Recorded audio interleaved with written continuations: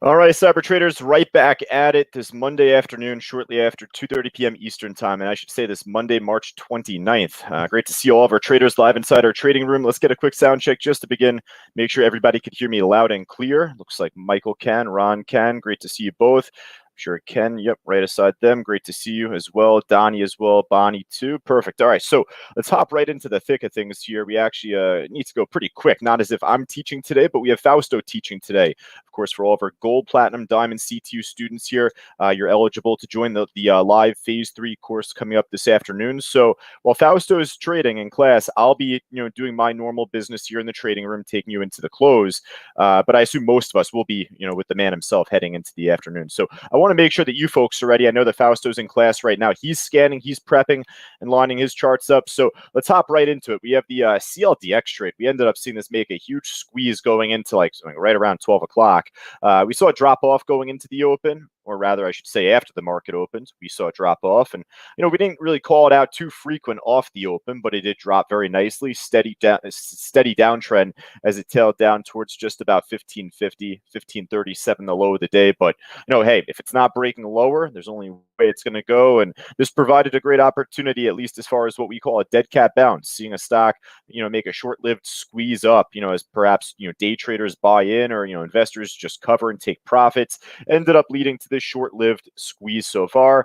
For right now, I mean, CLDX, I don't mind just adding to our list. It's got a pretty illiquid order book, so I'm not normally a fan of that, but pretty volatile run up heading into the afternoon, so we'll start with this.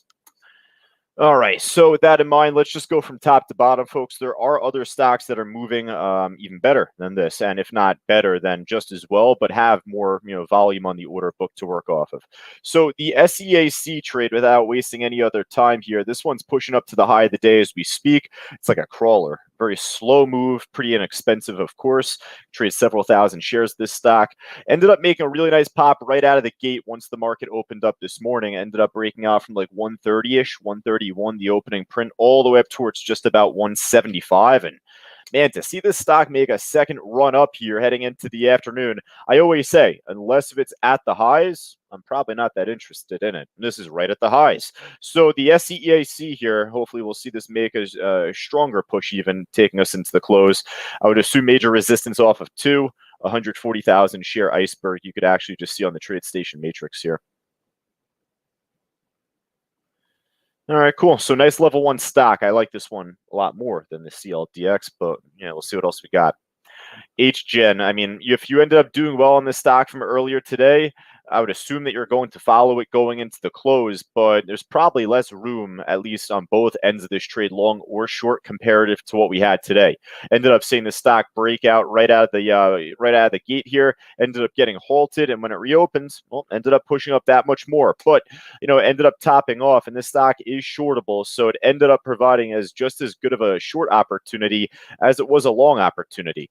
That's where I say I think just trading 79 plus million shares for a stock that prior to today barely traded over 1 million. I'm going to think it's going to be pretty exhausted at this point. Maybe if it makes a big pop or drop while I go through here, folks, then you call it out, but I'm probably not going to check back in with it otherwise. The UPC trade, unless you could short this. This stock was shortable from TradeStation going into the market open, so they had to have, within that time, mark it as hard to borrow. If you can get the shares to short this, then definitely put this on your list. It only seems as if it's going to continue to drop back down.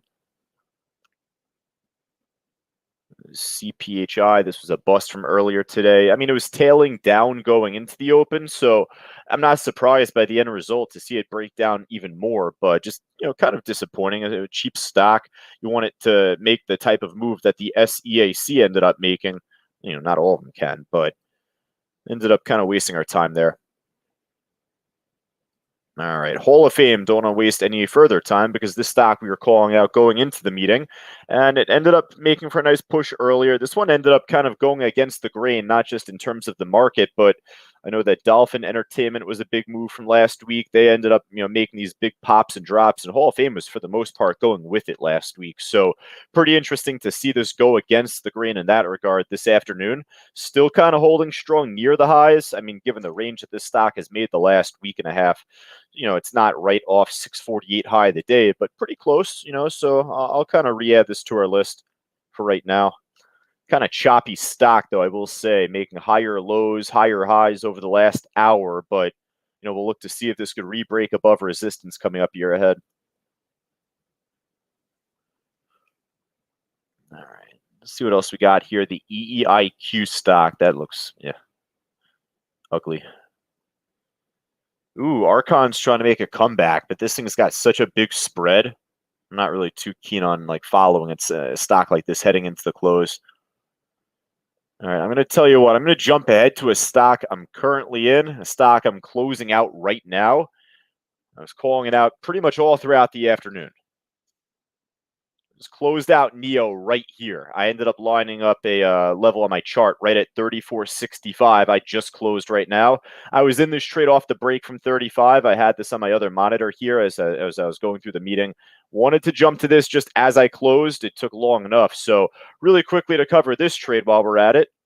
We're going to follow this and put this stock on our list anyway, but just got out of it. I was short from 35. I ended up taking a 6-cent loss at first, and then I ended up jumping back in once it rebroke below 35 about 8 minutes before I started. So, it took long enough, but man, this thing is at a support right now. 34.65 was holding pretty nicely from Friday's trading. It's not to say that it won't break lower. I'm definitely going to put this on our list as it's at the lows of the day right now. And, hopefully this does make another move later on. Just for right now, I'm going to take the profits and run. All right, so I had that on my other screen here. I saw it slipping off. I was like, I got to close this pretty quickly before I jump back and, just waste the profit. So what we'll do is jump to the losers list, folks, in just a moment. We'll probably jump back to Neo to check back in on this stock at the end, but I want to see what else we got from the gainer side here first. The RLX really caught my eye before. It's still going. The RLX trade here ended up making a nice pop, shortly after the open, and then squeezed up pretty nicely towards just about 11. High of the day off 1087. For right now, pretty flat. It is shortable if it does crap out the other way. I guess that could be an opportunity, but yeah, just good sideless stock. I'll definitely keep this in mind for tomorrow, pre-market. All right, let's see what else we got across the gainers end here. Mara's up 6.5%, just about. Mara, stripping over that. Just pretty choppy chart either way here. So I'm going to pass on this. That might just about do it across the gainers end here, folks. I mean, hey, the Dow is up 50 points, continuing to push up into the afternoon. Hopefully we see continuation there. But there's no other real familiar names on the gainer side. If there's anything that you see that's up, then type it in the chat board. Let me know. Want to hop over to the losers list here first, see what else we got, though. Check out the prices here first. Bunch of stuff hard to borrow, really. I mean, top 11 stocks, top 10 stocks, LIVX. The stocks treated us pretty nicely over the last week. That's with me taking I think it was a 13 or 12-cent loss on it. I think it was Thursday. Ended up making the money back, but not to say we're perfect on this trade. Good sideless stock, continue to be just, pretty slow and murky right now off the lows. Not a whole lot to write home about there. GSX, wow, $33 this stock's at now. Are you kidding me? Take your eyes off a stock for a quick moment and, hey, you come back to it. We ended up trading this stock. And I mean, really all throughout 2020 and going into 2021, we've had our eye on this stock more on than off, but it's, kind of fallen out of our price range for a little while. So we took our eyes off it from then. Ended up making this big squeeze going back into the beginning of this year from 50 up to 150. Dropped right back down, and then just Friday it got crushed with all the other stocks. I'm guessing, I'm just going to shoot from the hip on this. I could be wrong. I'm going to check Benzinga Pro right now just because I am pretty interested. You folks hear about the story about the Korean trader investment firm, I think it was. They were liquidated. They got margin called. That was the main reason why Tencent, TME, dropped off as much as it did going into the end of last week. I think Viacom also, a bunch of other stocks. And of course, it was in lieu with the relations between the U.S. and China. But that came out over the weekend. I don't know if anybody heard about that. Jason and Taz, you both did as well. Really interesting story. I got to read up more on it to be more knowledgeable on it myself. But generally, that is what happened. You had this very super successful and wealthy Korean trader ended up getting margin called by a bank, and they ended up liquidating his position, at least on Tencent. I don't know if GSX had to do with it at the time, but obviously ended up making a huge drop-off going into the end of last week on Friday. Let's see. No news in relation to that.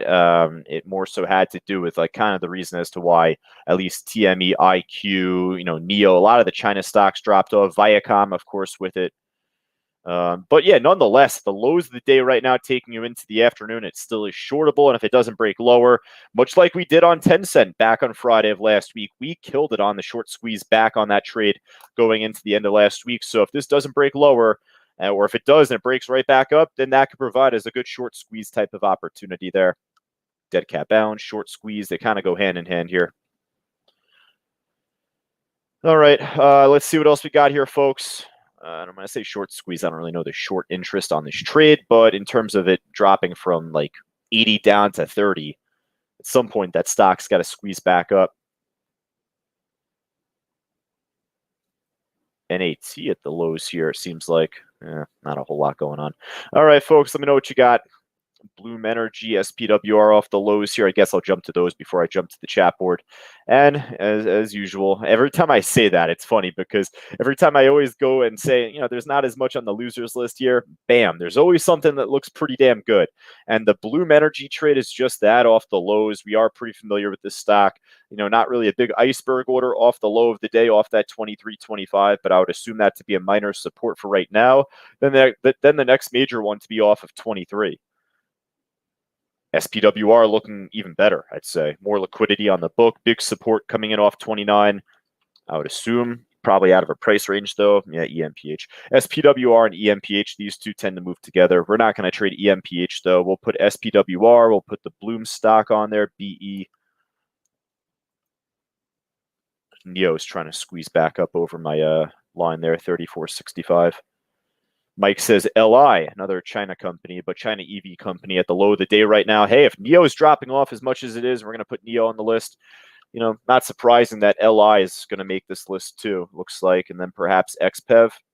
This one's pretty choppy. LI looks better. I like that one, Mike. Good call. Then Ken saying on the 10-cent trade, TME, short off 20. So really quick, since we're at it here, I wanted to show it because I had this lineup from Friday, and I didn't realize I had it up when I turned over to the symbol earlier. So I asked naturally, I'm like, oh, where's that from? So, I don't remember all this. I didn't have this on my main trading platform going into the market open. I had it up on this chart. So I go back, and it's pretty funny because back from Friday's squeeze, it held off those two lows before it ran up. We caught this back on Friday afternoon from 1750. But from those two lows, look what happened throughout the day. It ended up kind of holding it, made a false breakdown below there. And for right now, it's right back to that damn trend line. It's not going to hold perfect. But pretty interesting that it had held as well as it did up until now. So for the meantime, I guess I'll slip TME on our main watch list. It's just a good side list stock at this point, and one that can provide some good opportunity, much like we had from Friday. So I don't mind giving this a second look. PLTR at the low of the day. A little slow though for a $21 stock. I like the LI stock a bit more. Even the NEO a little bit more expensive, but making a pretty sharp move right now. All right, for all of us on social media, Facebook Live, YouTube, let me know if there's anything that you folks want me to check out, look at here pretty quickly before we finish up. Check back in on maybe some of the crazy ones from before, like UPC. I'd expect this to dump back down more, if not just exhaust out.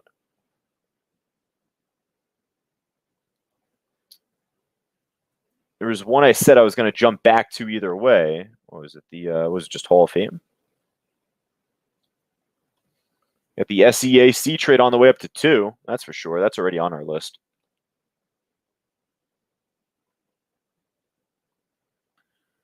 Yeah, folks, that just about does it from my end here. I'll take a look at Benzinga Pro, see if there's anything I got otherwise, but that'll just about do here. Making pretty good use on time. Again, folks, for all of our gold, platinum, diamond, C2 students live inside our trading room at least, Fausto's Phase 3 stock course coming up in just about 15, 20 minutes. So I know that we're going to post the link one more time for you, just as we have throughout the day. But once we do, make sure that you click the link just to join the class. That's in a different webinar room from the trading room here.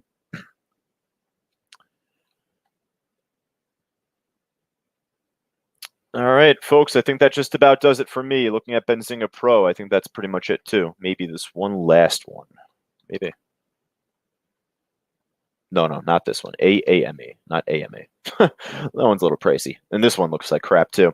All right, so I'll tell you what, folks. I think that we're just about good to go here. Latest saying Mavis at the low of the day, down 10%.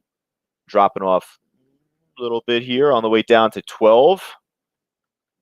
All right, I'll give this a look. It's a little slow, but it's breaking down pretty nicely, so hopefully it'll kind of quicken up regardless of its direction going into the final hour. I mean that in the sense of if it just breaks down more, or if it's a false breakdown off of 12 and it squeezes back up, should that happen. Either way, hopefully this will provide a good opportunity for us. I don't mind slipping this on here at the end.